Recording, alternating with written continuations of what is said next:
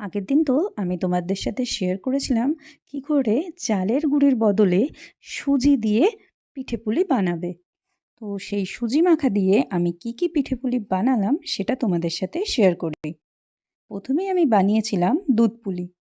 প্রথমে দুধ পুলির জন্য পুর বানাচ্ছি। তার জন্য হাফ কাপ দুধ কড়ায় দিয়ে তার মধ্যে 3 চামচ মতন চিনি দিয়ে চিনিটা গলে গেলে এর মধ্যে মাখা সন্দেশ দিয়ে ক্ষীর করে নিয়ে যখন এটা মণ্ড মতন তৈরি হয়ে যাবে তখন সেটাকে তুলে রাখবো।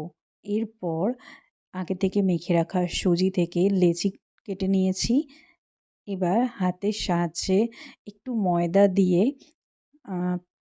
বাটির আকারে শেপ দিয়ে এর মধ্যে আমি এই ক্ষীরের পুরটা দিয়ে পিঠের আকারে গড়ে নিয়ে একটা পাত্রে দুধ গরম করে তার মধ্যে গুড় ও চিনি দিয়ে তা ফুটে উঠলে তার মধ্যে এলাচ গুঁড়ো দিয়ে আবারও ফুটে উঠলে তার মধ্যে সুজির বানিয়ে রাখা পিঠেগুলো দিয়ে নিয়ে 5 থেকে 7 মিনিট মতন ফুটিয়ে নিয়ে ওভেন বন্ধ করে আরও 10 মিনিট ঢাকা দিয়ে রেখে নিয়ে তারপর নামিয়ে আমি সার্ভ করেছি।